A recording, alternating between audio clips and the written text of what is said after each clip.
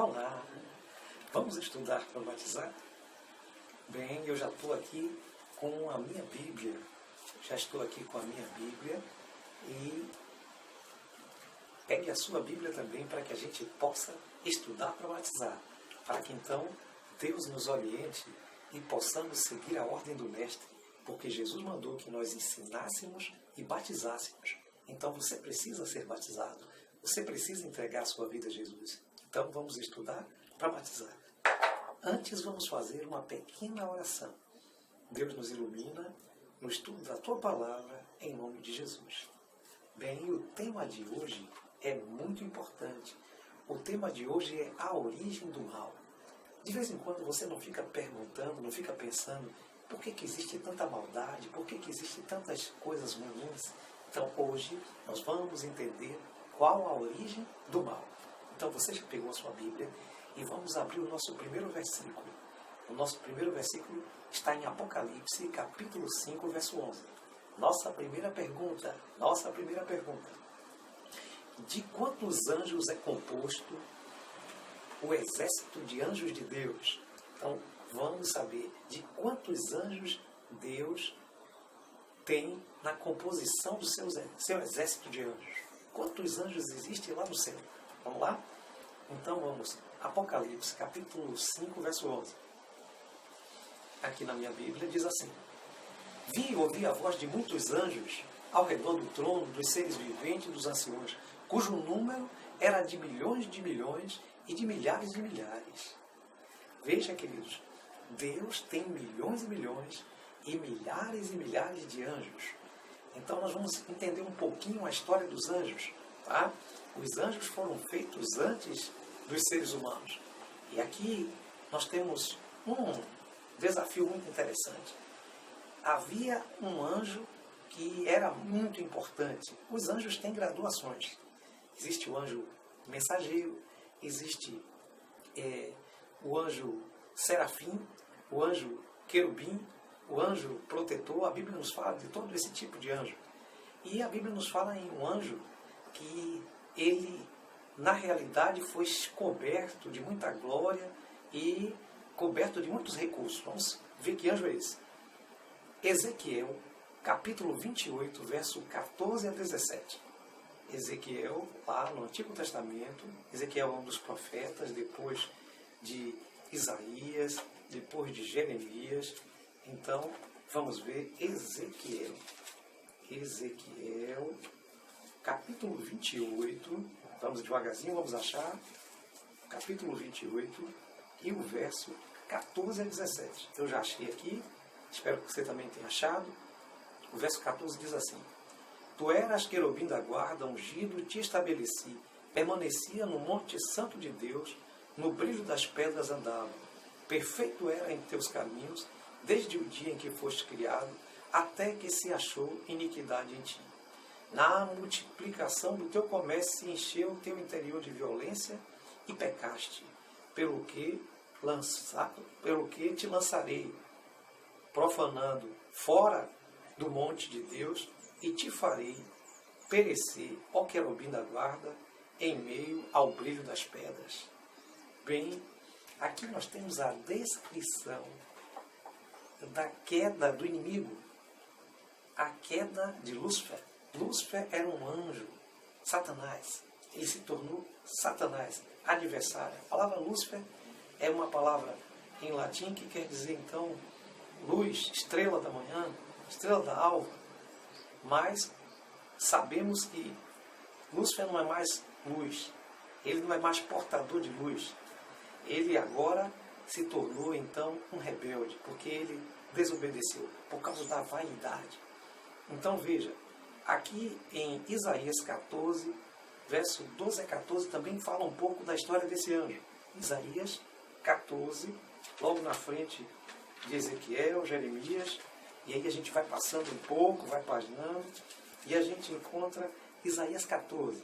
Isaías 14, vamos para os versos 12 a 14.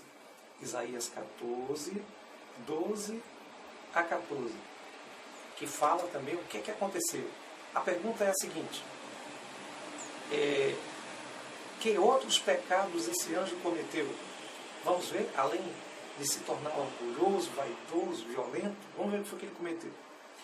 Como caíste do céu, ó estrela da manhã, filho da alva, como foste lançado por terra, tu que derribava as nações. Tu dizia no teu coração, subirei ao céu, acima das estrelas de Deus exaltarei meu trono, e no monte da congregação me assentarei, nas extremidades do norte. Subirei acima das mais altas nuvens, serei semelhante ao Altíssimo. Veja, queridos, qual era o desejo desse anjo. Deus deu a ele as cortes celestiais, deu a ele o coral do céu, deu a ele a possibilidade de estar então ali como um dos líderes dos anjos. Mas ele queria o lugar de Deus. Ele lutou para querer o lugar de Deus. E a Bíblia diz que então ele foi precipitado. Vamos ver? Apocalipse 12, de 7 a 9. No fim da Bíblia, o último livro da Bíblia. Vamos lá? Apocalipse, capítulo 12, de 7 a 9. Vamos ver. Apocalipse, capítulo 12. Lá no fim da Bíblia, você vai encontrar Apocalipse, certo? E o capítulo 12 é o capítulo que nós estamos falando aqui, que vai trabalhar com o grande conflito. Do verso 7 a 9, nós vamos encontrar aqui uma descrição. Houve peleja no céu. Miguel e seus anjos pelejaram contra o dragão também.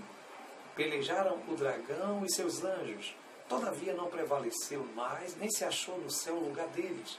E foi expulso grande dragão, antiga serpente, que se chama Diabo e Satanás, sedutor de todo mundo, foi atirado para a terra e com ele os seus anjos. Então olha só o que aconteceu, O inimigo, ele se tornou um inimigo de Deus. Veja, ele era um anjo querubim, estava no brilho das pedras, era alguém de muita importância. E o que ele fez? Ele quis o trono de Deus, então houve uma peleja no céu. Aqui em Apocalipse, Miguel representa Cristo. Então, Miguel representa Cristo e o dragão representa então esse querubim que caiu, que hoje a gente conhece como o diabo, como Satanás, como inimigo. Então, ele foi pelejar para tomar o trono de Deus. E então, Miguel, que representa Cristo, expulsou ele do céu. Mas que decepção, queridos. Ele veio para a terra. Depois então de passar pelos outros mundos e as portas estavam fechadas para ele, ele veio para a terra. E realmente vamos ver o que aconteceu quando ele chegou na terra. Bem, ele foi expulso e veio para a terra. Deus havia criado o jardim do Éden, Adão e Eva estavam em paz aqui na terra, e Deus havia advertido, no último estudo, nós vimos que Deus havia advertido que Adão e Eva podiam comer de todos os frutos, mas não daquele fruto que estava no meio. Era o teste, era a prova. E o inimigo, o querubim caído, só tinha acesso àquela árvore. Ele não podia ir para lugar nenhum. Aquele era o terreno encantado de Satanás. Então ele só podia estar ali. E era um teste, era uma prova para Adão e Eva. Se eles teriam o mesmo sentimento que Satanás ou não. Veja, contrariando a advertência divina, veja só o que é que aconteceu. O que foi que a serpente disse à mulher? Deus disse que se eles comessem da árvore, certamente morreria. Mas vamos ver o que foi que a serpente, o querubim que caiu e que estava no Éden agora, o que é que ele disse para a mulher? Vamos ver Gênesis, capítulo 3, de 1 a 5. Rapidinho, vamos paginar a nossa Bíblia. Gênesis, capítulo 3, lá no começo da Bíblia. Gênesis, capítulo 3, de 1 a 5. Mas a serpente, a mais sagaz de todos os animais selvagens que o Senhor Deus tinha feito, disse à mulher: é assim que Deus disse: não comerás de toda a árvore do jardim? Respondeu a mulher: do fruto da árvore do jardim podemos comer, mas do fruto da árvore que está no meio do jardim, disse Deus, dele não comereis, nem tocareis nele, porque no dia em que tocares morrereis. Então a serpente disse à mulher: é certo que não morrerás. Então agora, queridos, nós temos ali um conflito, uma ordem de Deus para não comer do fruto, e agora a gente está vendo uma ordem da serpente, ou uma sugestão da serpente, né, para comer do fruto. Então havia então agora confusão ali na cabeça daquele casal que era perfeito e que deveria escolher a coisa certa, ouvir a voz de Deus. Mas a mulher estava sozinha naquele momento e resolveu então experimentar. Veja só que infelizmente eles experimentaram e a mulher comeu do fruto. E olha, ela estava sozinha, ela comeu do fruto, mas então Adão chegou e ela então ofereceu do fruto a ele e ele também comeu. Então ali a humanidade passou para o lado do inimigo. Deus podia ter abandonado a humanidade, mas Deus não fez isso. Deus não fez isso. Vamos ver o que Deus fez, queridos. Gênesis 3, verso 15. Vamos para o verso 15, Gênesis 3, e o verso 15, o que é que nos diz?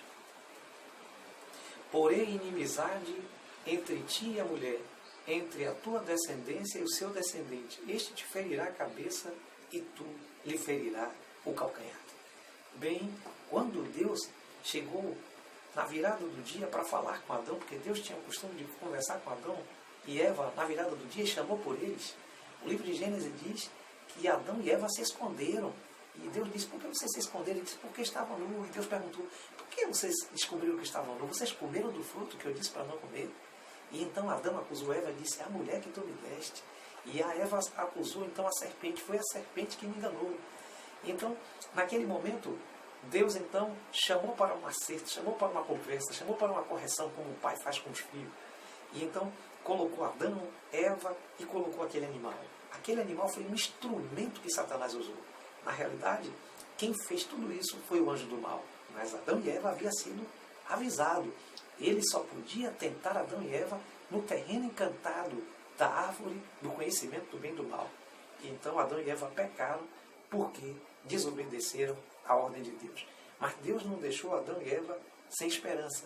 E disse a eles que o descendente da mulher, ele iria pisar na cabeça da serpente. O descendente da mulher seria Jesus, que viria a este mundo para pisar na cabeça da serpente, mas isso lhe custaria a vida, porque a serpente morderia o seu calcanhar. E nós vamos estudar sobre isso no próximo assunto. Bem, por enquanto precisamos saber que o inimigo, ele é traiçoeiro, ele é enganador. Ele enganou Adão e Eva no paraíso. E pode tentar enganar você, pode tentar enganar a mim. Por isso lá em 2 Coríntios 11, 14 e 15 nós temos uma mensagem. Vamos lá, na Bíblia, Novo Testamento, 2 Coríntios, capítulo 11, versos 14 e 15. Vamos. 2 Coríntios, capítulo 11, verso 14 e 15 diz assim: não é de admirar, porque o próprio Satanás se transforma em anjo de luz. Não é muito, pois, que os próprios ministros se transformem em ministros de justiça, e o fim deles será como as suas obras. Então, Satanás ele se transforma em anjo de luz para enganar as pessoas. Então, ele enganou Eva. E ele está tentando enganar você, ele está tentando enganar a mim. Mas nós temos que nos apegar com Deus para não sermos enganados. Então, querido, querida, hoje vamos saber, então, o último verso. Como que a gente pode fazer para vencer as armadilhas e os enganos de Satanás? Efésios capítulo 6, verso de 10 a 18. A carta de Efésios é logo depois de Coríntios, tem Gálatas e então vem Efésios. Vamos lá, Novo Testamento, tem Gálatas, então vem Efésios, encontramos então Efésios. Vamos para o capítulo 6, é o último capítulo, e nós vamos ver aqui do verso 10, que diz assim: quanto mais sede forte no Senhor e na força do seu poder. Verso 11, revestivos de toda a armadura de Deus, para poder ficar firme contra as ciladas do diabo. Porque nossa luta não é contra a carne nem contra o sangue, e sim contra as potestades, contra os dominadores deste mundo tenebroso, contra as forças espirituais da maldade nos lugares celestiais. Então Deus aqui nos manda, no verso 17, tomai também o capacete da salvação, a espada do Espírito, que é a palavra de Deus. Veja, nós temos que nos revestir. Verso 13 diz assim: portanto, tomai a armadura de Deus, para que possa resistir o dia mau, e depois de termos vencido tudo, permanecer inabalável. Então o inimigo quer nos enganar. A origem do mal, o pecado começou com um anjo rebelde chamado, então, de querubim, que mais tarde se transformou em justamente Satanás, diabo, a palavra Satanás quer dizer adversário e a palavra diabo quer dizer enganador. Ele é o sedutor de todo mundo e ele está na terra tentando enganar as pessoas. Ele enganou Adão, enganou a Eva. Não deixe que ele engane você. Se esse é o desejo, que Satanás não te engane, então ore comigo, tome essa decisão de estar ao lado de Deus. Você vai revestir da armadura de Deus para ser vitorioso. Você aceita a armadura de Deus? Então ore comigo. Com Deus, obrigado, Senhor, porque apesar de que o inimigo nos enganou no começo, o Senhor está nos protegendo para que ele não nos engane. Nos ajude a ouvir a sua voz e não a voz do inimigo, em nome de Jesus. Amém. Até o nosso próximo estudo.